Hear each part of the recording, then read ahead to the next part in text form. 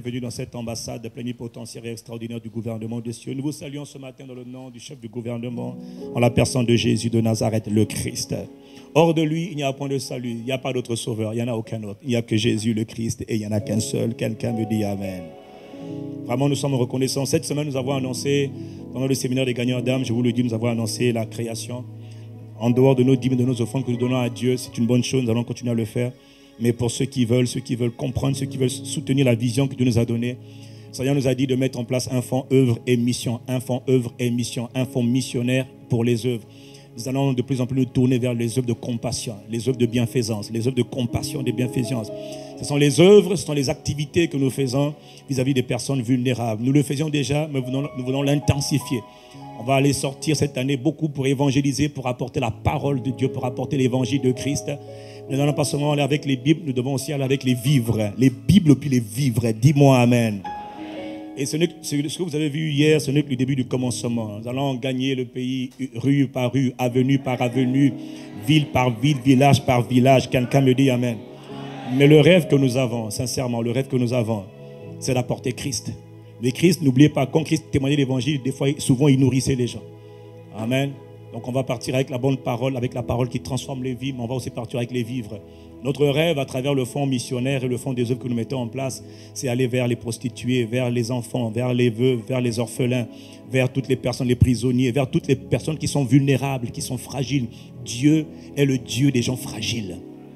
Dieu aime et Dieu accepte les gens qui sont fragiles. Les gens que le monde a tendance à mépriser, Dieu ne les méprise pas du tout. Et Dieu a besoin d'amener sa parole à ces gens-là. Et en même temps manifester sa grâce et son amour.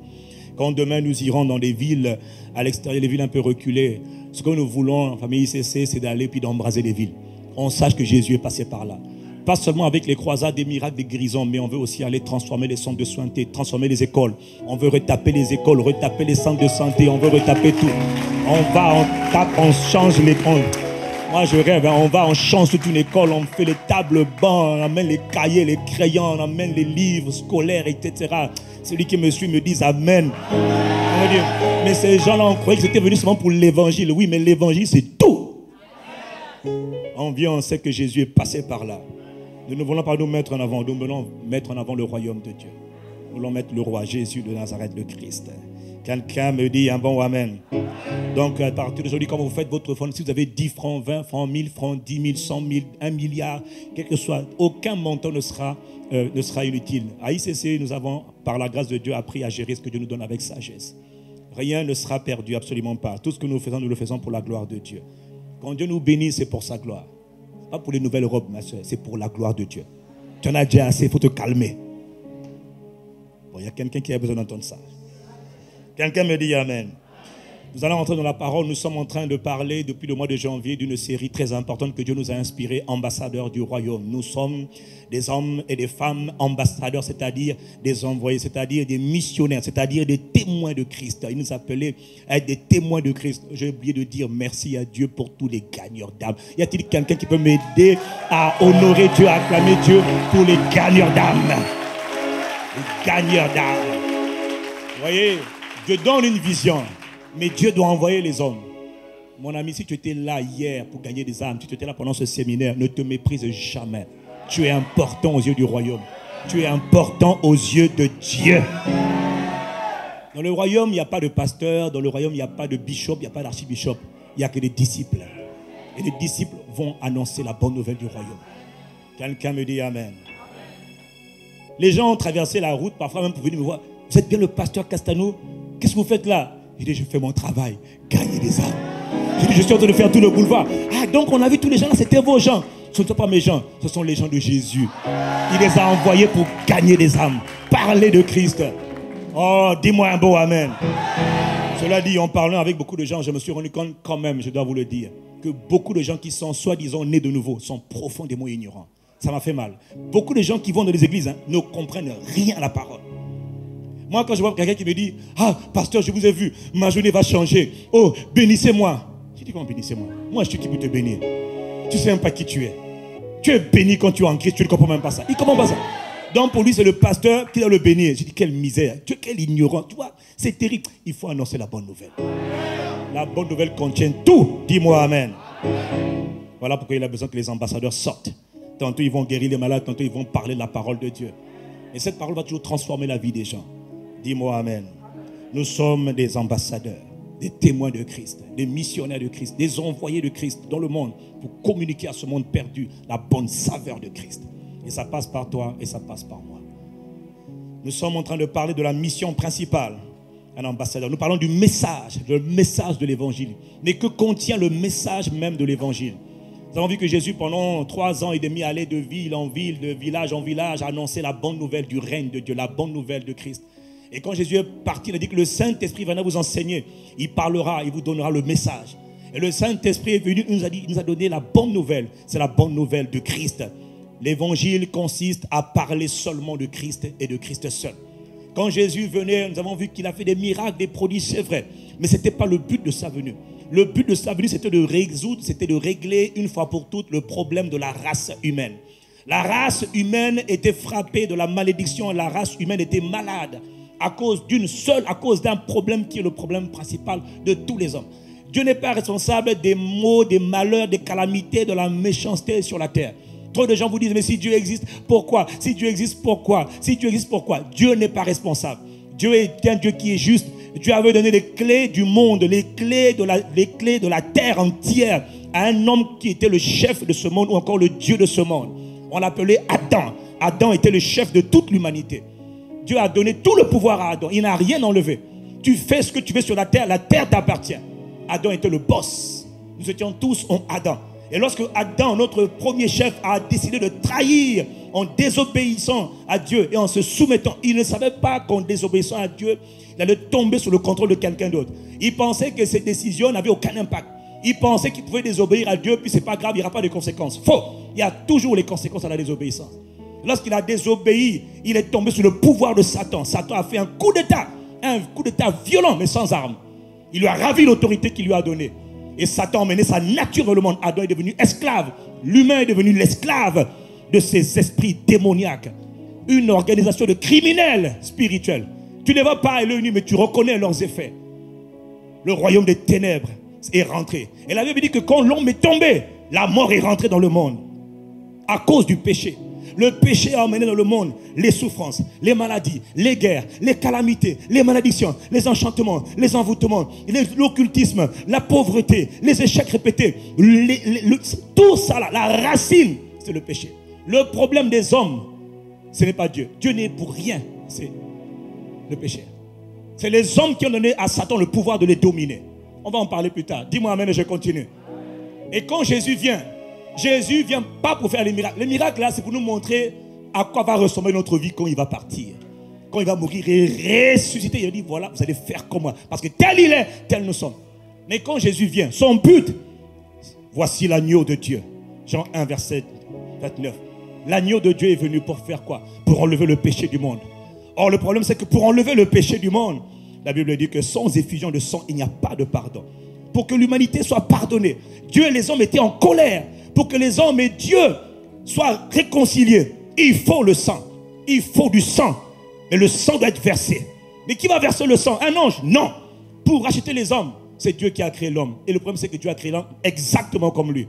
Alors la valeur d'un homme est déterminée pas par les anges, par Dieu lui-même. Dieu dit pour sauver les hommes, c'est Dieu qui doit verser son sang. C'est ça l'évangile. Message fou, message insensé, message ridicule, mais message vrai. Alors Dieu va descendre. Au commencement était la parole, et la parole était avec Dieu, et la parole était Dieu. Rien de ce qui n'a été fait sans la parole. Alors la Bible dit dans Jean 1,14, la parole va devenir chair, va devenir humain. Et c'est cette parole qui vient et qui doit aller sur la croix. Parce que l'agneau de Dieu doit être crucifié. L'agneau de Dieu doit verser son sang. C'est Dieu, le Très-Haut, l'Éternel, qui est descendu par sa parole. Sa parole, on l'appelle Dieu. On l'appelle encore le Christ. On l'appelle la parole de Dieu. On l'appelle encore Jésus de Nazareth. Quelqu'un me dit Amen. Mais il vient pourquoi? Pour régler le problème, la racine du problème de tous les hommes. On l'appelle le péché. Et quand il a réglé le problème du péché, quand on enlève la racine d'un arbre, alors l'arbre est démantelé. Il ne peut plus donner la mort. C'est terminé. Toutes les conséquences qui étaient créées par l'implantation de l'arbre sont résolues parce que l'arbre a été enlevé. Quand il enlève le péché, alors je te le dis, que tu sois conscient de ça. Il enlève le péché dans ta vie. Ça veut dire qu'il va enlever la maladie, la pauvreté, les échecs, l'instabilité, les malédictions. Parce qu'il a déraciné l'arbre du péché. Si quelqu'un me suit, qu'il me dise Amen. Quelle est la stratégie par laquelle Dieu veut sauver les hommes, les ramener à lui et leur redonner le pouvoir qu'ils ont perdu? La stratégie que Dieu donne s'appelle la croix. La croix n'est pas l'initiative d'un homme. La croix, c'est l'initiative de Dieu lui-même. C'est Dieu qui a dit que pour sauver l'humanité, je dois mourir sur une croix. Quelqu'un me dit Amen. Et nous avons laissé la croix pour aller chercher l'onction, aller chercher le bishop, le prophète, pour le salut de nos âmes, de nos vies. Non, la seule solution, c'est la croix. Et ce n'est pas la croix de quelqu'un, c'est la croix de Christ. Aucun homme ne t'a sauvé, c'est Christ qui sauve. Personne n'est capable de sauver. Il y a de salut en aucun autre. Le salut se trouve dans le Dieu qui est descendu du ciel. On l'appelle Jésus, le Christ. Quelqu'un me dit Amen. Et l'évangile que nous sommes appelés à annoncer, justement, c'est l'évangile de Christ, de la croix de Christ, ou encore de l'œuvre achevée de Christ. Et l'apôtre Paul nous le rappelle dans 1 Corinthiens 15, je le répète toujours. Je vous rappelle, frères, l'évangile que je vous ai annoncé. Beaucoup d'entre nous, et en parlant hier dans les rues, je me suis rendu compte que beaucoup n'ont pas écouté le bon évangile. Et ils galèrent et ils souffrent, ils ne comprennent rien. Et mon peuple est détruit par son manque de connaissance parce qu'il ne comprend pas l'évangile. L'évangile que je vous ai annoncé, que vous avez reçu, donc accepté, et dans lequel vous demeurez ferme, c'est par cet évangile que vous êtes sauvés. Sauvé veut dire sozo, béni, préservé, délivré, guéri. Par quoi? L'évangile, donc la bonne nouvelle. Donc tu vois, il envoie sa parole, et sa parole, tu crois, elle agit en toi. La parole, tu crois, elle agit en toi. La parole, tu crois, elle opère en toi. Signe, miracle, prodige. Pourquoi? Parce que tu crois, tu reçois, tu demeures ferme dans la parole, elle agit en toi. Ce n'est pas la prière d'un homme de Dieu, c'est la parole que tu reçois, que tu crois. Donc pendant qu'on parle là, si tu es malade, tu dis Seigneur, les blessures de Jésus m'ont guéri avant, je crois en cette parole, tu peux être guéri maintenant. Sans même qu'on te touche. C'est la parole. Ce qui te protège la nuit, c'est la parole. Tu crois que tu es préservé, tu es préservé. Oh, dis-moi Amen. C'est par cet évangile que vous êtes sauvés. Si vous le retenez dans le terme où je vous l'ai annoncé. Sinon, autrement, vous aurez cru en vain.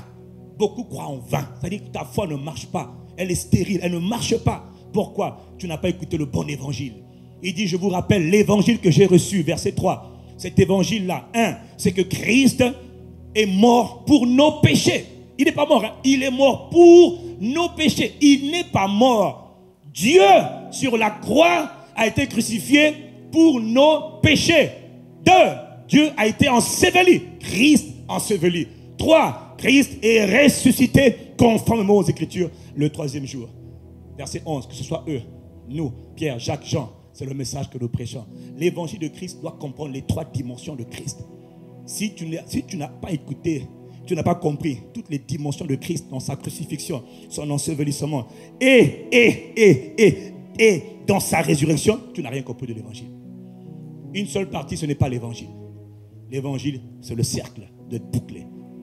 Parce que tout ce qui meurt doit être enseveli, et tout ce qui doit être enseveli doit ressusciter. Si Christ n'est pas ressuscité, il n'y aura pas de nouvelle création. Si Christ n'est pas ressuscité, alors il n'y aura pas de vie nouvelle. Dis-moi Amen. Ce message de la croix, ce message du Christ, l'œuvre achevée de Christ, Paul dit, c'est une folie. Mais c'est la puissance même de Dieu. Dieu sauve par ce message. Dieu guérit par ce message. Dieu libère. Satan tremble quand il écoute ce message. Parce qu'il sait que quand Dieu a versé son sang sur une croix, les anges sont témoins. Les archanges sont témoins que Dieu a été frappé. Qui a été frappé? Dieu, le Fils, qui est auprès du Père. Le Père a châtié le Fils. Le Père a opprimé le Fils. Le Père a malmené le Fils. Le Père a brisé le Fils. C'est une affaire, tu n'étais pas là. Toi et moi, on n'était pas là. Ça s'est passé entre Dieu et Dieu. Par amour pour les humains, Dieu a tout accompli. Tu n'as rien à faire. Tout ce qu'on te demande, c'est en temps. C'est une histoire d'amour. Dieu a sacrifié Dieu pour te sauver, toi. Pour te ramener dans sa présence. Personne n'avait accès à la présence de Dieu. Maintenant, tu as accès parce qu'il t'aime. Il a tout fait. Tu n'as rien à faire. Tout ce que tu dis, c'est bon. Crois seulement. Est-ce que tu le crois? Si tu le crois, tu dis, Seigneur, je le crois. Je n'ai rien à voir. C'est par ta grâce. C'est ça qu'on appelle la grâce. La grâce de Dieu, c'est quand Dieu t'accorde quelque chose que tu ne mérites pas. Tu n'as rien mérité. Tout ce que tu as à faire, c'est de croire. Tu n'as pas à jeûner ou à prier. Crois seulement. Tu n'as pas à demander d'être sauvé. Crois seulement et tu seras sauvé. Quelqu'un me dit Amen. C'est simple. Ce n'est pas toi, c'est lui qui l'a fait. Ce n'est pas un bishop, hein, ou un prophète ou un pasteur. Hein. C'est Dieu qui l'a fait par amour pour toi. Si tu mets ta confiance dans un homme, au lieu de mettre ta confiance dans l'œuvre achevée de Christ, sur cette croix, sur une croix, tu es perdu. Dis-moi Amen et je continue. Nous avons donc vu qu'à travers le sang versé par Jésus sur la croix, nos péchés sont pardonnés. Si tu reçois Jésus comme Seigneur et Sauveur, je te l'ai dit, tes péchés d'hier, d'aujourd'hui, même les péchés de demain sont déjà pardonnés. C'est-à-dire que Dieu n'est pas en colère contre toi à cause des péchés que tu vas commettre demain. C'est faux. Dieu t'a déjà pardonné parce que tu as frappé le Christ à ta place.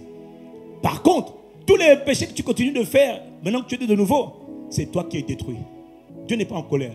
À l'époque, Dieu allait te frapper à cause des péchés. Dieu ne te frappe plus. Dieu ne frappe personne. C'est Satan maintenant qui frappe. Tu es de nouveau, mais tu me donnes encore accès, je te frappe. Dis-moi Amen. On a vu qu'à travers le sang de Jésus-Christ, nous sommes enfin réconciliés avec Dieu. Nous sommes enfin déclarés justes aux yeux de Dieu. Nous pouvons enfin l'appeler papa. Il dit, je serai votre Dieu, votre Père, et vous serez mon peuple, mes enfants. Vous m'appellerez papa, je vous appellerai mes enfants. On ne dira plus, oh éternel Javé. On dira papa, cher Seigneur, merveilleux papa. Je t'aime papa, je t'embrasse papa, je te bénis papa, je te célèbre papa, je te loue papa. Avant tu ne pouvais pas dire ça. Tu as dit papa, mbata. Tu vas dire qui? Toi, le Dieu infiniment saint, tu es qui pour t'approcher de Dieu? Maintenant, je suis lavé par le sang de Jésus. Je suis devenu enfant de Dieu. J'ai accès à la présence de mon Père. Je n'ai pas besoin de passer par un ange. Jamais on passe par un ange. Jamais par une vierge. Jamais on ne passe par personne. Il n'y a aucun médiateur, un seul plutôt médiateur entre Dieu et les hommes. C'est celui qui était sur la croix. Si tu connais un autre qui a été crucifié, dis-nous lequel. Il y en a qu'un qui a été crucifié. On l'appelle le Christ Jésus. Dis-moi Amen. Un seul médiateur, un seul canal par lequel on parle au Père, c'est dans le nom de Jésus le Christ. Si quelqu'un me suit qui me dise Amen. La semaine dernière, nous avons vu une grande nouvelle. C'est qu'à travers le sang de Jésus versé sur la croix, quand Christ était sur cette croix, Christ était vraiment en train de régler non seulement les péchés que nous avions commis, mais il était en train de régler aussi ce qui nous poussait à pécher. Il est venu régler aussi la racine du péché. Voilà pourquoi il a dit l'agneau de Dieu ôte le péché. Pas seulement les péchés, mais aussi le péché. Et quand il parle de le péché, il parle de la nature du péché. Il parle de ce qui poussait tous les hommes à pécher. Et n'oublie pas que Christ s'est identifié à nous. Il est devenu un avec nous. C'est-à-dire ce qu'il accomplit, ce qu'il est, nous le sommes. Il y a eu un changement, un transfert de position. Il a pris notre place afin que nous prenions sa place. Et quand tu nais de nouveau, quand tu reçois Jésus comme Seigneur et Sauveur, alors l'expérience de Christ accomplie il y a 2000 ans devient ton expérience. C'est comme ça que tu peux être guéri de toutes les maladies. Lui, il a porté les maladies il y a 2000 ans pour qu'aujourd'hui, quand tu reconnais, tes maladies aussi partent. Pas parce que tu es bon, parce que tu reconnais que lui, il a porté tes maladies. Quelqu'un me dit Amen. Quelqu'un me dit Amen. Donc nous avons vu une grande nouvelle. C'est que Christ est venu régler le problème du péché à la racine. Nous avons vu dans Romains chapitre 6, au verset 6. Car nous savons, dit Paul, il nous donne une révélation que beaucoup ne comprennent pas. Beaucoup sont nés de nouveau, mais ils luttent avec le péché. Ils luttent parce qu'ils n'ont pas été éclairés. Ils n'ont pas reçu la révélation. Beaucoup qui ont reçu la révélation disent non, je ne crois pas, c'est trop beau. Écoute, parce que le problème du monde, c'est le péché. S'il vient seulement pardonner les péchés, mais il ne règle pas en nous la nature du péché, on va avoir des problèmes. Tous les hommes qui naissent depuis Adam jusque-là sont pécheurs. Tous les hommes sont pécheurs et les pécheurs vont pécher. Les voleurs vont voler, les tueurs vont tuer. Ce n'est qu'une question de temps, mais ils vont commettre le péché. Tu vas voir une femme ou un homme qui est bien, qui a l'air bien habillé. Oh, lui là, il a l'air sincère. Mon ami, s'il n'est pas né de nouveau, il est de la race adamique, donc il est pécheur. Il va pécher. Il a beau te dire le jour du mariage, je t'aime ma belle, je t'aime ma gazelle. C'est un pécheur. Tôt ou tard, il va te tromper. Pas parce qu'il veut, mais parce qu'il doit. Il est pécheur. Le pécheur va pécher. Un jour, il va voir une autre gazelle. Avec les yeux verts, il va te tromper. Comment Johnny, tu as fait ça? David a dit, je suis né dans le péché. Ça c'était David, hein? Dis-moi amen. Ma mère m'a conçu dans le péché. C'est vrai. Depuis Adam, tout le monde est pécheur. De la même manière qu'un seul homme a fait entrer le péché dans le monde, on l'appelait Adam, et a donné le pouvoir à Satan sur la race humaine. De la même manière, un seul homme doit venir pour nous délivrer du péché et redonner le pouvoir aux hommes. Le pouvoir qui avait été donné à Satan doit être arraché de Satan pour redonner aux hommes. Un seul homme doit le faire parce que c'est un seul homme qui l'a fait. Cet homme, on l'appelle Jésus de Nazareth. Dis-moi amen. Je n'ai pas entendu toi amen. Alors pour régler le problème du péché, Jésus vient et nous découvrons par révélation que quand il était sur la croix, Romains 6 nous dit que notre vieil homme, la nature pécheresse de l'homme, l'esprit de l'homme. Quand on parle du péché, ce n'est pas le corps. Le corps, ce n'est pas ça. C'est l'esprit qui pêche. La raison pour laquelle tu dis des bêtises, tu es menteur parce que ton esprit est menteur.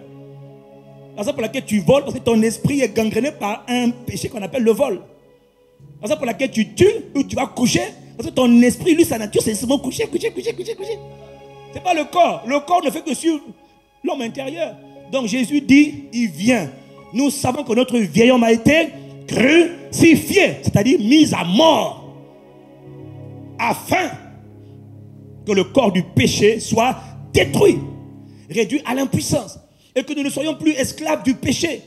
En effet, celui qui est mort est libre du péché. Ou encore, celui qui est mort n'a plus à répondre au péché. Un mort ne répond pas. Un mort est mort. Il dit, regardez-vous comme étant mort au péché. Verset 11, il dit, considérez-vous comme mort au péché. Il te donne une révélation de ce qui s'est passé sur la croix. Il dit, quand Jésus était sur la croix, quand on mettait les clous sur ses mains et ses pieds, on était en train de crucifier pas seulement lui, mais on crucifiait ta vieille nature. Si tu as reçu Jésus, automatiquement, si tu es né de nouveau, automatiquement, ta nature pécheresse aussi a été crucifiée comme lui. Ceux qui te poussaient à pécher là, ce que David a dit, oui, je suis né dans le péché, ma mère m'a conçu dans l'iniquité. C'est ça qu'on est en train de tuer. Dis amen. Donc, celui qui te poussait à pécher en toi là, on l'a tué. C'est la croix de Christ qui a tué le vieil homme. Ce n'est pas le jeûne, ce n'est pas la prière. Voilà, quand tu vas jeûner pendant 20 jours pour éviter de coucher avec les hommes ou les femmes. 30 jours de jeûne à sec. Tout ça pour ne plus être pris par le désir de coucher avec l'homme étranger. Oh, j'en ai marre de coucher. Toi, tu dois jeûner pendant 72 jours. Mais avec les fruits. Oh, 72 jours après, pendant une semaine, ça va. Hein? Normal, ton corps est tellement faible que même quand le gars te touche, tu tombes. Mais t'inquiète pas, commence encore à manger. La nature revient encore. Tu dis, mais je dois encore jeûner. Jusqu'à quand je dois être délivré. Il a dit, l'évangile que je vous ai annoncé, que vous avez accepté, de lequel vous demeurez ferme, c'est le bon évangile. Quand Christ a été crucifié, si tu as accepté Christ, il y a un mystère qui s'est passé. Il y a un secret. La vieille nature, là, ton vieil homme a été tué. Maintenant, tu es libre du péché. Mais maintenant, tu as ta part à faire. Mais beaucoup de gens ne savent pas qu'ils sont libres du péché et ils luttent avec. Dis-moi amen si tu me comprends. Voilà pourquoi Paul a dit, j'ai été crucifié. Il a eu la révélation. J'ai été crucifié avec le Christ. Je suis mort sur la croix avec Christ. C'est ça. Quand tu es conscient de ça, tu acceptes ce message. Cette parole te rend capable maintenant de vivre une vie nouvelle. C'est là, mon frère, au commencement, ce n'était pas l'imposition des mains. Au commencement, c'était d'abord la parole. La parole, tu l'entends. La parole, tu crois, tu reçois. Tu dis cette parole, je demeure ferme. J'ai été crucifié avec Christ. Donc, quand tu es tenté, parce que tout le monde est tenté. Qui n'est pas tenté? Même un vieux de 100 ans qui est en train de mourir, il est tenté. Si une petite fille vient se le toucher, elle vous dit, oh papi. Tout le monde est tenté. Paul a dit, j'ai été crucifié avec Christ. Si je vis, ce n'est plus moi qui vis, mais c'est le Christ qui vit en moi. Tout le monde est tenté. Mais tout le monde ne répond pas de la même manière. Quand tu es tenté, laisse Christ en toi répondre. Christ répond. Si c'est Christ qui répond, on te dit, tu dis, je suis mort. Un mort ne réagit pas. S'il réagit, c'est qu'il n'est pas mort. C'est une décision. Dis-moi amen. Tu vois, quand tu comprends que c'est la croix de Christ qui donne la victoire sur le péché. Si tu n'as pas la victoire sur le péché, Satan te tient encore. Tu es né de nouveau, mais Satan tient encore. Il te détruit. Il continue encore à faire comme si tu n'étais pas né de nouveau. Tu sais pourquoi? Parce que le pouvoir de Satan, du monde des ténèbres, vient seulement du péché. Oh, quelqu'un me dit amen. Quelqu'un me dit amen. Voilà pourquoi c'est la croix de Christ qui donne la sanctification. La sanctification, la vie de pureté, de sanctification, ne vient pas des pénitences, ne vient pas des neuvaines, des troudoum ou quadridoum, je ne sais pas comment on appelle ça. Ça vient de l'œuvre de la croix de Christ. C'est le sang de Jésus qui te donne la capacité de dominer sur le péché et de vivre une vie de sanctification. C'est le sang de Christ qui a tué le vieil homme. Donc quand on te dit, ah moi je suis marié depuis 20 ans, par la grâce de Dieu, je n'ai pas de problème. On est tous tentés, mais on n'est pas tombés. Pourquoi? C'est la capacité qui vient de Dieu. Parce que le sang de Christ a été versé pour moi et mon vieil homme a été tué. Donc je peux vivre dans la sainteté. Pourquoi pour toi c'est un mystère? Le pasteur là, il ment quoi? Il dit la vérité. Il a compris la révélation. Il a accepté. Et il demeure ferme dans l'évangile. Dis-moi amen. Et ne sois pas jaloux. Oh, miséricorde. Quand tu comprends ça, tu comprends pourquoi il est écrit dans 1 Jean 3, verset 5. Un passage qui a troublé beaucoup de gens. Il dit, vous le savez, Jésus est apparu pour enlever les péchés, nos péchés. Et il n'y a pas de péché en lui. Ceux qui demeurent en lui ne pêchent pas. Si quelqu'un pêche, ou si quelqu'un pratique le péché, il ne l'a pas vu et ne l'a pas connu. Celui qui pratique le péché est du diable. Car le diable pêche dès le commencement. Or, c'est pour détruire les œuvres du diable que le Fils de Dieu est apparu. Là, les gens disent ça, ils ont peur. Il dit, mais ce n'est pas possible. Il dit, quiconque est né de Dieu ne pratique pas le péché. Parce que la semence de Dieu demeure en lui. Il ne peut pécher parce qu'il est né de Dieu. Il est incapable de pécher parce qu'il est né de Dieu. Verset 10. C'est par là que se font reconnaître les enfants de Dieu et les enfants du diable. Qu'est-ce qu'il est en train de dire? Il est en train de dire que quand on est né de Dieu, quand on est devenu une nouvelle création, la nouvelle création, c'est un nouvel esprit qui t'a été donné lorsque tu es né de Dieu. Et ce nouvel esprit-là, le Saint-Esprit est venu habiter dans ce nouvel esprit. Ton âme n'a pas changé, ton corps n'a pas changé, mais ton esprit a changé. Tu es né de nouveau. Tu es une nouvelle création. Le corps de péché a été détruit. Un autre corps t'a été donné, mais il est encore bébé. Il faut donc le nourrir de la parole. Il faut l'exercer à la prière. Dans la parole, dans la parole, dans la prière. Et ce nouvel homme, il grandit. Et il grandit. Maintenant, quand il voit le péché, il dit non, ça c'est pas ma nature. Ça c'est pas ma nature. Ça, je refuse. Je ne couche pas avant mon mariage. Je refuse de voler. Je refuse de mentir. Ça, c'est pas moi. Moi, ma nature, c'est la pureté. C'est la sainteté. C'est la justice. C'est ce qui est bon devant Dieu. C'est la volonté de Dieu. Ça, c'est pas la volonté de Dieu. Je refuse de la faire. Dis-moi amen. C'est comme ça. Celui qui est né de nouveau doit grandir par la nourriture qu'il mange, c'est-à-dire la parole de Dieu, et par la prière qu'il apprend à faire. Dis amen. Donc il est en train de te dire que quiconque est né de Dieu, l'esprit ne peut pas pécher. Mais qu'est-ce qui pêche alors? Ta chair. L'association entre ton corps et ton âme. L'homme est un mystère. Quelqu'un me dit amen. Donc qu'est-ce qu'on a vu? C'est qu'il faut crucifier la chair. Il faut faire mourir la chair. Parce que le vieil homme a déjà été tué. Tous les problèmes que tu as, mais je convoite ton corps. C'est normal. Ce n'est plus le vieil homme. C'est la chair. Dans la chair, il y a les passions.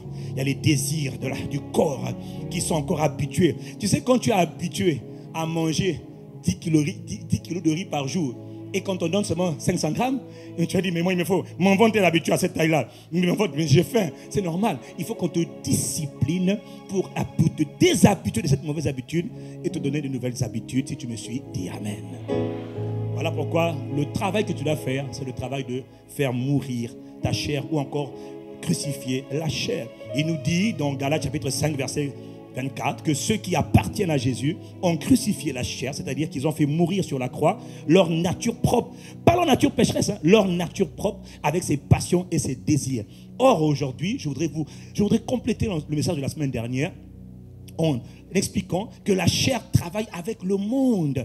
La chair et le monde travaillent ensemble. Nous sommes nés dans ce monde, sur cette terre. Nous sommes nés dans ce monde, mais nous ne sommes pas du monde. Le monde dont on parle, c'est un système qui a été mis en place par Satan. Un système hautement sophistiqué par lequel tout le monde doit se comporter de la même manière. Tout le monde doit faire comme tout le monde, parce que c'est le système du monde. C'est un système que Dieu déteste. Ce n'est pas le système que Dieu a établi. C'est un système social qui a été mis en place par Satan. Quelqu'un me dit Amen. Et le monde et la chair travaillent beaucoup ensemble. Voilà pourquoi la Bible dit dans 1 Jean chapitre 2 verset 15, n'aimez pas le monde ni les choses qui sont dans le monde. Si quelqu'un aime le monde, l'amour du Père n'est pas en lui. Car tout ce qui est dans le monde, c'est-à-dire la convoitise de la chair, oh là là, la convoitise des yeux et l'orgueil du monde, ne viennent pas du Père, non, mais ça vient du monde. Ce sont les caractéristiques du monde. La convoitise de la chair, la convoitise des yeux, l'orgueil de la vie font partie du monde. C'est ça qui caractérise le monde. Dis-moi Amen. Et à propos du monde, attention mon ami, Dieu dit que le monde entier est sur le pouvoir, la puissance du malin. Tu ne peux pas marcher selon le monde. On ne parle pas de la terre, on parle du système qui est mis en place. La culture, le mode de fonctionnement, le mode de comportement, le mode de pensée. C'est ce qu'on appelle le monde. Et ce monde-là, on ne peut pas aimer le monde et aimer Dieu. Est-ce que je peux continuer? On ne peut pas. Alors comment faire?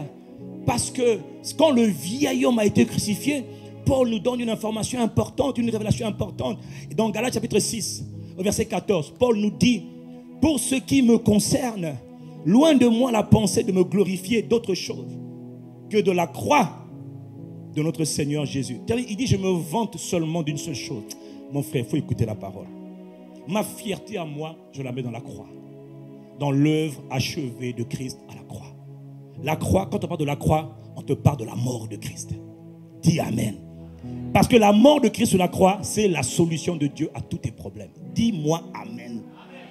Je répète, la mort de Christ sur la croix, c'est la solution à tous tes problèmes. Si tu comprends, c'est la solution à tous tes problèmes. Malédiction, maladie, échec, pauvreté, chômage, galère, misère, douleur, souffrance.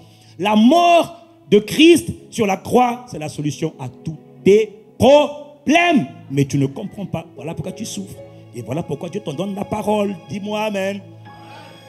Loin de moi la pensée de me glorifier, de me vanter, de mettre ma fierté dans autre chose que dans la croix de notre Seigneur Jésus-Christ. Écoute ce qu'il dit. Par qui le monde est crucifié pour moi. Donc, le monde est mort pour moi. Et tout comme je le suis pour le monde. Écoute ce qu'il dit. Il dit donc, je suis mort au monde et le monde est mort à moi. Oh, ça c'est important ça. Dit la mort. Il dit, je suis crucifié au monde. La croix, mon ami, c'est le lieu où on meurt.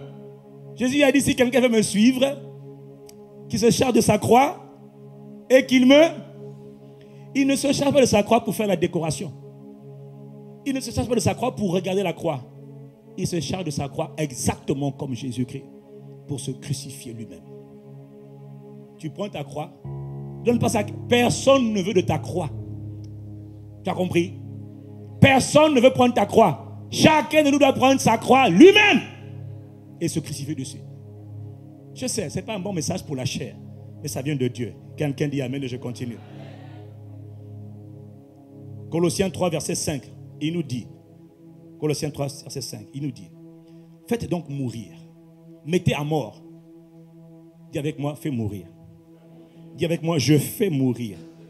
C'est-à-dire, je mets à mort. C'est une décision, c'est ta part à toi. Christ a tué le vieil homme. Maintenant, c'est ta chair là qui te crée des problèmes. Il dit, ce qui te poussait à pécher est mort. Donc, tu n'as plus à le faire. 1, écoute-le. 2, accepte-le. Et puis 3, décide. Il dit, je fais mourir. Tout ce qui, dans ma vie, est terrestre, l'immoralité sexuelle, l'impureté, les passions, les mauvais désirs, la cupidité, etc. Il dit, verset 8, il dit, renoncez, renoncez, renoncez, c'est toi qui dois le faire.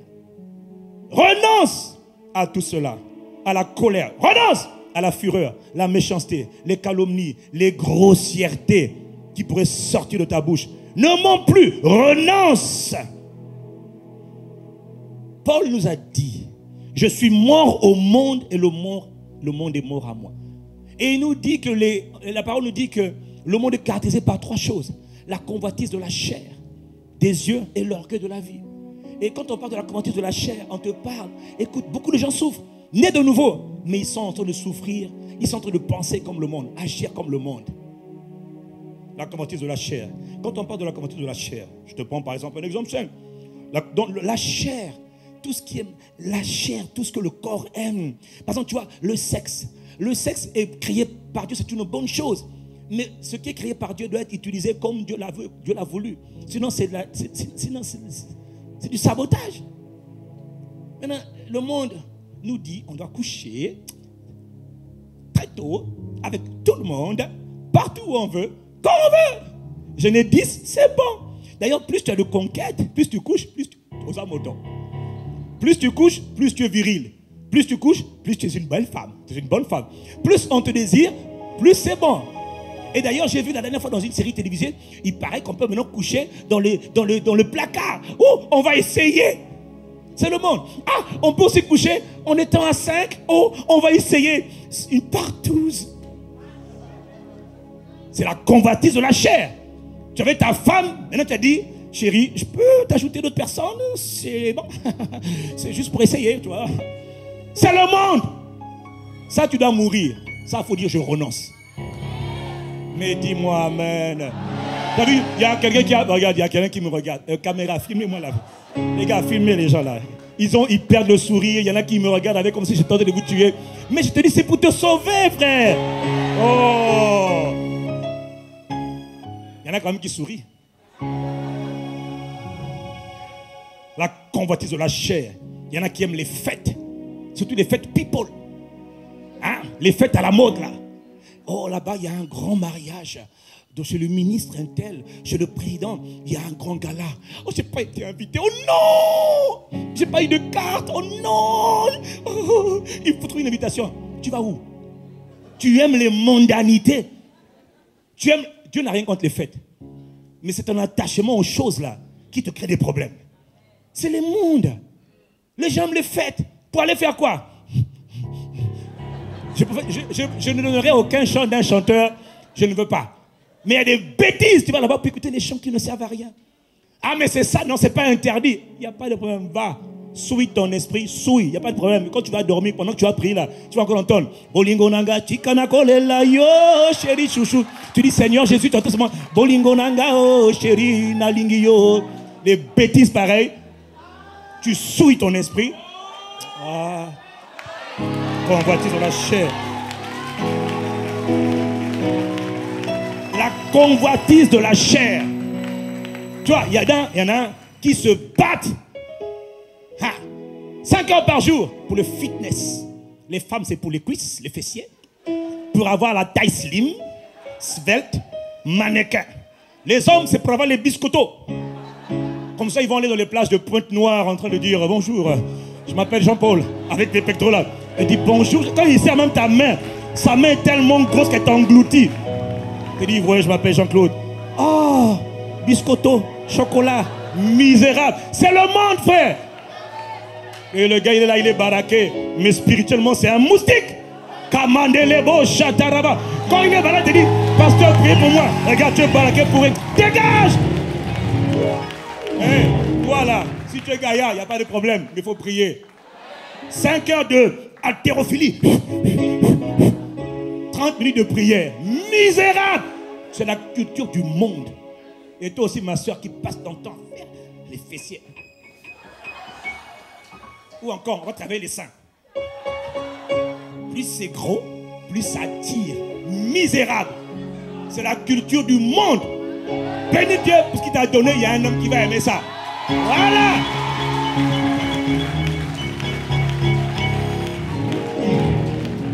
Tu n'as pas dit amen, ce n'est pas grave, moi je dis amen. On se bat avec le corps.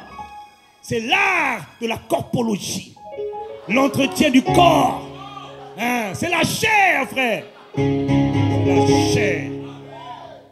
Et puis je ne parle pas des hommes et des femmes, surtout des femmes qui aiment des vêtements. Il y a vêtements et puis il y a vêtements compliqués. C'est ce que les vêtements compliqués.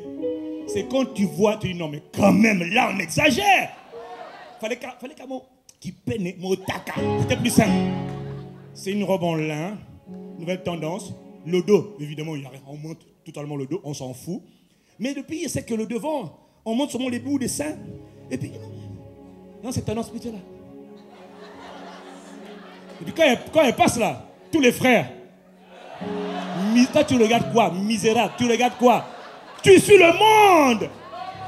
Faut te repentir, frère. Tout ce qui brille. Mais pardonne-le, papa. Il y en a qui ont couché avec des femmes comme ça là. Je dis, mais qu'est-ce qui m'arrive? Ma vie est un cauchemar. Qui t'avait dit d'aller là-bas? Frère, faut te contenter de la femme de ta jeunesse. Si tu n'as pas encore, attends là et attends ton mari, dis-moi Amen. Fais comme moi, dis Seigneur, fais-moi aimer ma femme, fais-moi aimer ma femme et ma femme seule. Que mon attention, mes regards, mes plaisirs, mes désirs, Seigneur, aide-moi. Parce que aimer, je ne sais pas comment on fait. Fais-moi la grâce d'être focalisé sur ma tendre femme. Un point, un trait. Comme ça, quand la femme vient. Je peux te dire, un jour, je suis tombé sur une soeur, frère, elle avait les yeux verts. J'ai jamais vu quelqu'un qui avait des yeux verts. Même un ange n'a pas des yeux verts. Elle était jaune comme une mangue, mais avec les yeux verts. Quand tu la regardes, tu dis, je dis, hey, il y a une année. Korobo Shakada. Pasteur, priez pour moi. Je dis jamais. Moi, je vais te prier pour toi. Et qu'est-ce qui va se passer après? Il dit, bébé, il faut prier. Non, vous, je refuse. Pourquoi? Je suis mort. Un monde ne prie pas pour les gens comme toi. Jamais. Qu'un homme me dise un bon amen ici. La convoitise de la chair tue les gens. Amène les gens à pécher. Maintenant, il a dit aussi la convoitise des yeux. Il faut mourir à la chair. On dit, je renonce. Je renonce. Je suis mort. Je suis mort au péché. Il y a bien un mot qui dit, ah, je t'aime, tu m'aimes. Non, je suis mort. Tu as dit quoi? Tu me plais. Pasteur, vous me plaisez. J'ai rien entendu. Je suis mort. Les morts n'entendent pas. Bon, parfois, quand j'entends, je dis, dégage. Là, c'est ma seule réponse. Dégage. Mais je vous aime. Tu aimes?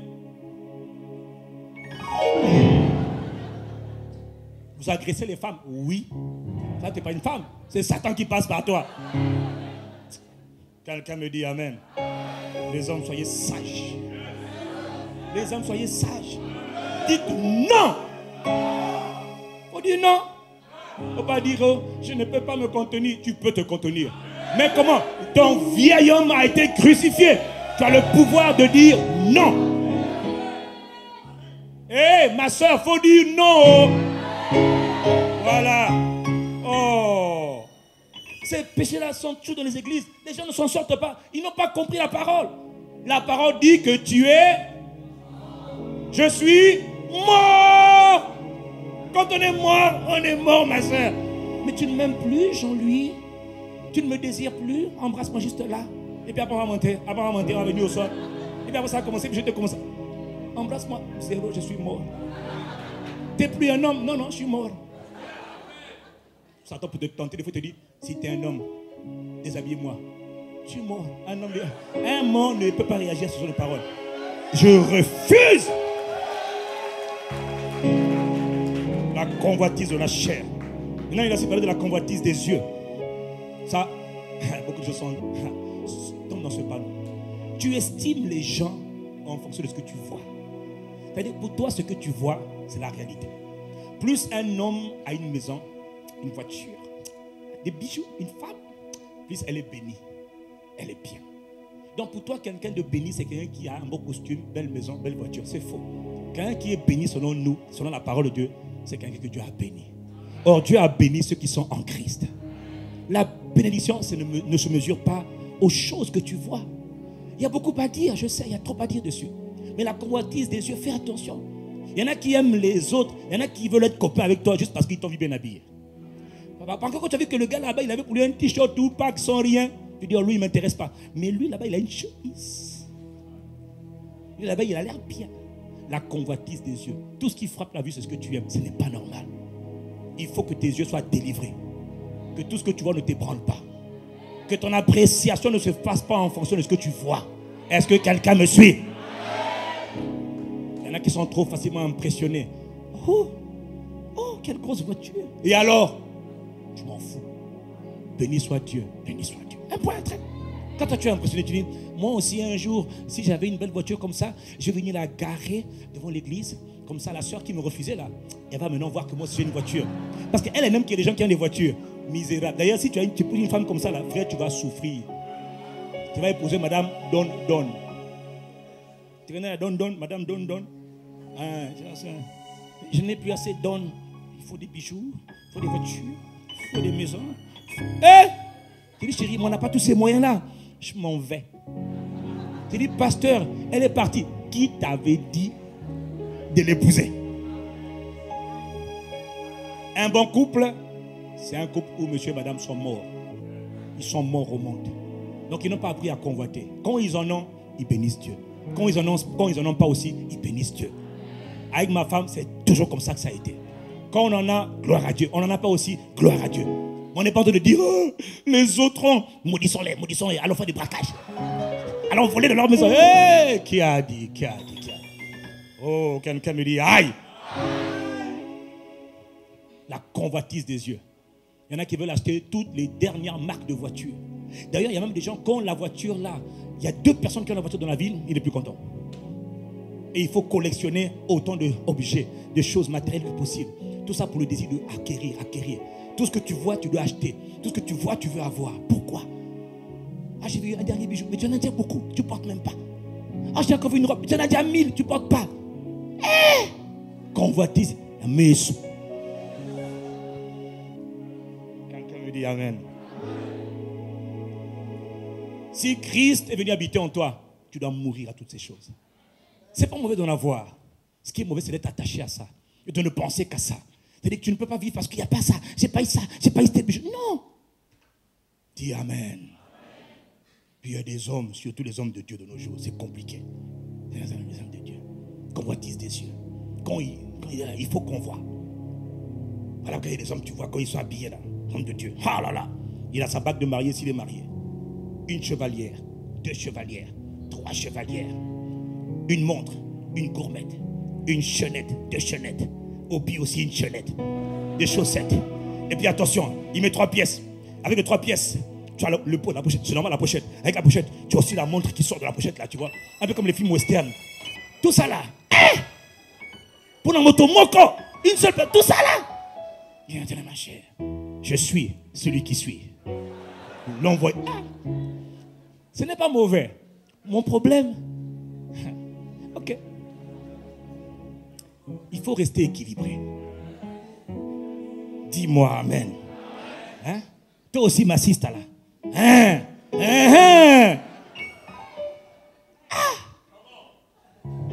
Les femmes, soyez sobres. Dieu n'est pas contre le fait de bien s'habiller, mais il faut être sobre. Quand il y a ça, ça fait trop de chaînettes pour une seule personne. Une chaînette là, qui passe là, l'autre qui remonte là. Les gourmettes, des choses.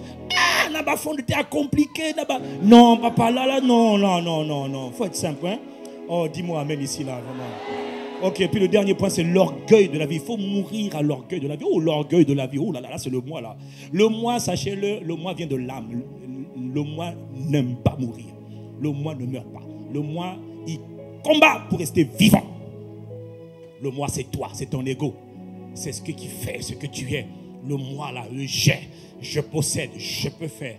Dans l'église, on a habillé l'ego maintenant. Tu vois, quand ça se reconnaît, les gens qui vivent dans l'orgueil de la vie. Il y en a par exemple qui aiment faire étalage, il aime afficher, il aime parler de ses possessions, de ses richesses, de ce que Dieu lui a donné. Oh, tu sais frère, j'ai acheté une maison là, j'ai acheté une maison là. Ah, j'ai aussi acheté cette montre là. Mais c'est par la grâce de Dieu, bien sûr. Bien sûr, la grâce de Dieu, ça habille ton message pourri là. Hein. Le cœur est gonflé d'orgueil et puis tu veux faire valoir tout ce que tu as, tu comprends? Il y a des gens, pas toi, peut-être ton voisin, peut-être t'es concerné, toujours en train de parler. Ah non, moi j'ai ça, moi je peux faire ça, moi j'ai ma maison, moi j'ai tout maintenant, tu vois, maintenant. Mais toujours en train de parler pour se faire valoir, que les autres voient que tu as. Est-ce que quelqu'un comprend de quoi je parle? C'est l'orgueil de la vie, l'orgueil dû aux richesses, l'orgueil dû à ce que tes possessions. Il y a aussi l'orgueil dû au savoir, tu comprends? Parce qu'il y a des endroits dans lesquels, quand on se voit, on ne peut pas se saluer si tu n'as pas un certain rang social et tu n'as pas une certaine formation académique et universitaire. Moi, j'ai étudié à HEC et Paris, et toi, HEC Montréal, très bien. Et toi, j'ai étudié à Centrale Paris, très bien. Et toi, moi, j'ai étudié à Marien Ngouabi. C'est quoi ça? Marien Ngouabi. Ah non, excuse-nous, on parlait entre nous. Non, mais moi, je suis aussi ingénieur, mais de Marien Ngouabi. Non, ce n'est pas le lieu où tu dois parler ici, parce que tu vois, ça, tu vois, c'est la fierté due au diplôme, au savoir, à la connaissance, à l'intelligence. C'est de l'orgueil. De l'orgueil. Dieu s'oppose à l'orgueil. Depuis quand les diplômes font un homme? Depuis quand les diplômes donnent de la valeur à un homme? Depuis quand? Mais il y a des gens, tu rentres dans le bureau, c'est le diplôme que tu vois en premier. Si c'est ton cas, il faut cacher ton... Si je rentre dans ton bureau, je vois la grosse pancarte là, diplômé. Pourquoi? Tu montres ça à qui? C'est l'orgueil.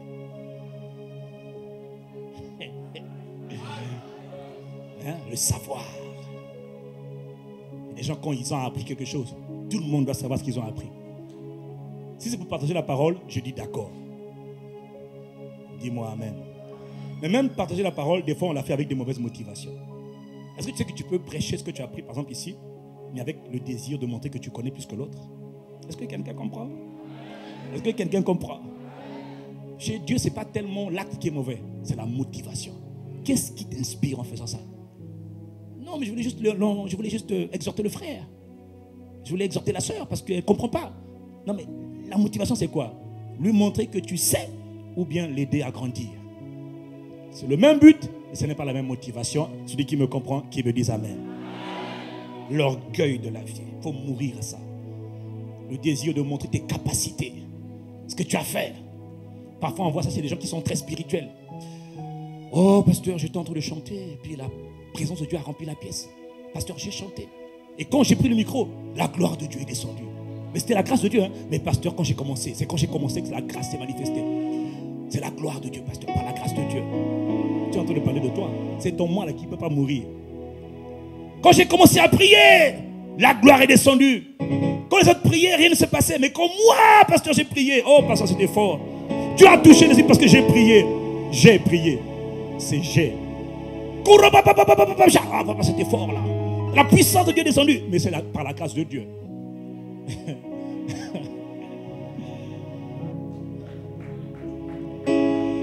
Ah, miséricorde. Le moi doit se faire valoir. Le moi doit mourir. Dieu n'aime pas ça.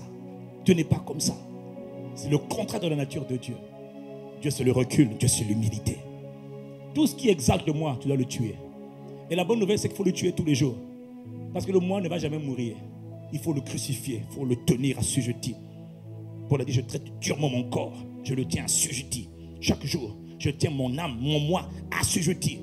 Quand on me fait les honneurs, quand on me fait des félicitations, on me donne des félicitations, je n'en fais pas. Oh, merci, merci. Quand on ne t'a pas félicité, tu es malheureux. Quand on n'a pas reconnu un travail que tu as fait, tu es triste. Pourquoi? Parce que ton moi n'a pas été exalté. Il y a des moments où Dieu va permettre que tu travailles sur quelqu'un qui est moins compétent que toi, juste pour te briser. Il y a des moments où Dieu va permettre que ceux qui ne méritaient pas les récompenses soient élevés au-dessus de toi pour que tu sois brisé. Est-ce que quelqu'un comprend? Quand c'est comme ça, accepte la mort. Ce n'est qu'une étape, ce n'est qu'une saison. Arrête de faire état de tes capacités. J'ai fait, j'ai bâti, j'ai construit, j'ai fait. Tu n'as rien fait. C'est la grâce de Dieu en toi qui a fait. Quelqu'un me dit amen. D'autres encore dans l'orgueil du moi, dans l'orgueil de la vie. La soif de pouvoir. Bon, là, ça vous connaissez au Congo, c'est facile à trouver. Hein? Soif de pouvoir, de position, de reconnaissance, d'honneur. Le pouvoir, il faut qu'on te donne le pouvoir. Tu dois accéder à telle fonction. Pourquoi tu veux accéder au pouvoir? Non, parce que nous aussi, on doit régner sur la terre. On doit régner dans ce monde. Alléluia, pasteur. Dieu a dit qu'on doit régner. C'est vrai, mais toi, c'est quoi ta motivation? C'est quoi ta motivation? On doit faire des affaires pour le royaume. Est-ce que tu as d'abord été fidèle dans tes dîmes, tes offrandes spéciales avant d'être puissamment béni par Dieu? Est-ce que tu as déjà été fidèle à Dieu dans les petites choses? Pourquoi veux-tu les grandes choses quand tu n'as même pas été fidèle dans les petites choses? Dieu va te fermer le ciel. Hein? Perdez vos sourires, rien à faire. Soif de pouvoir. soif de reconnaissance. Mais c'est moi qui ai fait, on ne m'a pas dit, on n'a pas dit que c'était moi. C'est bien fait pour toi. Meurs. Quelqu'un me dit Amen. Il y en a dans leur soif de reconnaissance, quand ils viennent quelque part, on doit savoir qu'il est là. On doit savoir qu'il est là. Tu fais tout pour que tout le monde te voie. Entre l'amour des premières places et l'amour des honneurs et l'amour de la gloire, de la renommée, c'est mondain, c'est la culture du monde. On ne peut pas aimer Dieu et aimer ces choses. Ce n'est pas possible. C'est incompatible. Dis-moi Amen. Dieu n'est pas contre la richesse. Dieu n'est pas contre. Non, c'est Dieu qui bénit. C'est Dieu qui donne la capacité de prospérer. C'est bon. Mais la motivation avec laquelle tu veux prospérer, c'est quoi? C'est ça la question. Et comme nous, on ne connaît pas tes motivations, il n'y a que Dieu qui les connaît. Donc Dieu te bloque. Tu dis, pasteur, priez pour moi. Ma prière ne va rien changer. C'est Dieu qui bloque. Quelqu'un me dit Amen. Le dernier point, il y en a qui veulent toujours se justifier. Même quand tu as raison, accepte d'avoir tort. Même quand tu as raison, laisse, meurs. Renonce à ta raison, meurs.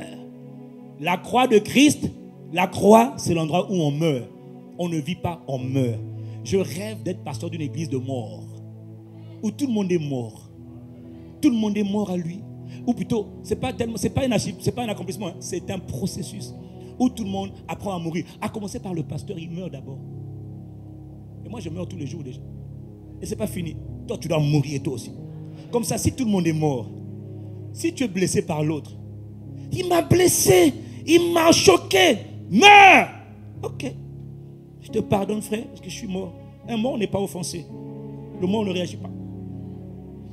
Il n'y aura pas de convoitise. Il n'y aura pas de mauvais désirs. Parce que tu es mort à ça. Est-ce que quelqu'un me suit? La mort, ça paye toujours. La mort paye toujours. Mourir peut sembler difficile. C'est vrai, à certains moments de la vie. Mais sur le long terme, la mort rapporte beaucoup. Jésus a dit dans Jean 12, verset 24, pardon. Si le grain de blé, écoute, là il parle de ta vie. Il parlait de sa vie à lui, il parle de ta vie à toi aussi. Il parle de ta vie et de sa vie à lui. Si le grain de blé tombait en terre, ne meurt. Il faut qu'il meure, tu entends? Il ne faut pas seulement qu'il tombe, il faut qu'il meure. Il faut qu'il soit enseveli.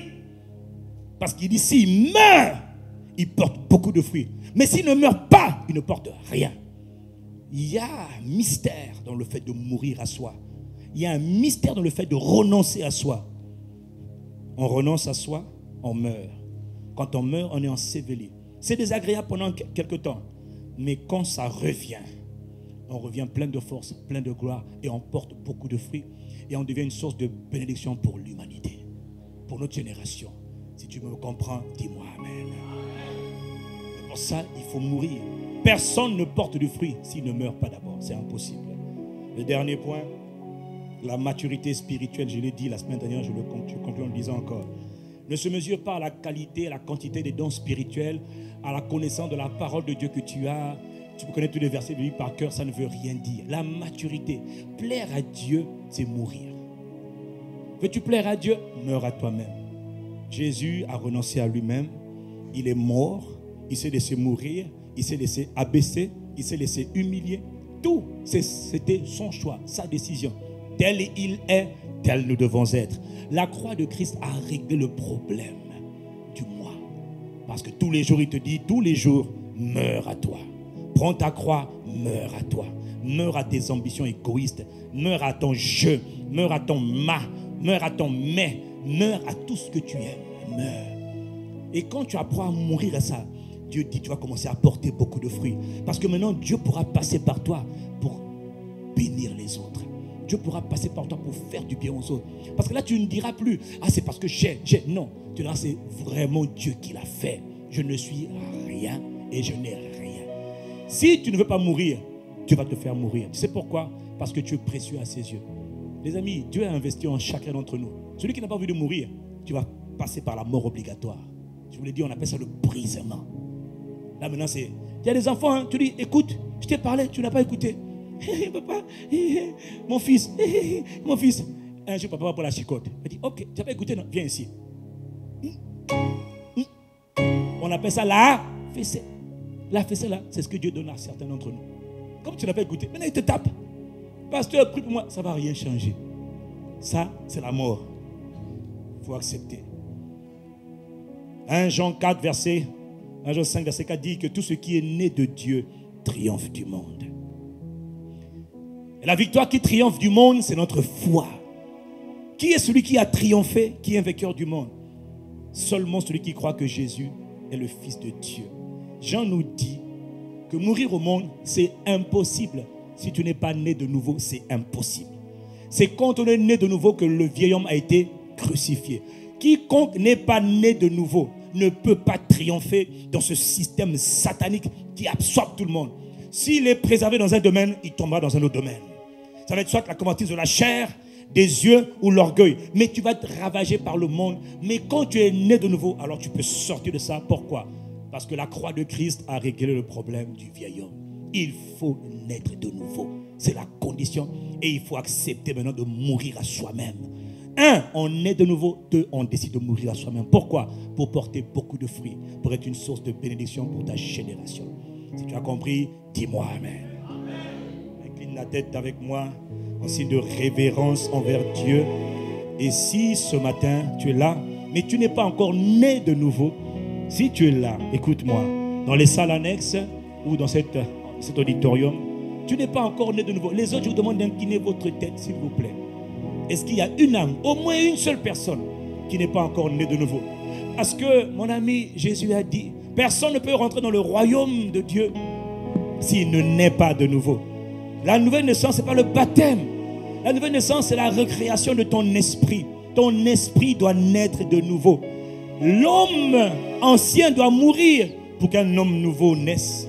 Si tu n'es pas né de nouveau, tu es encore frappé sous la colère de Dieu, sous la malédiction.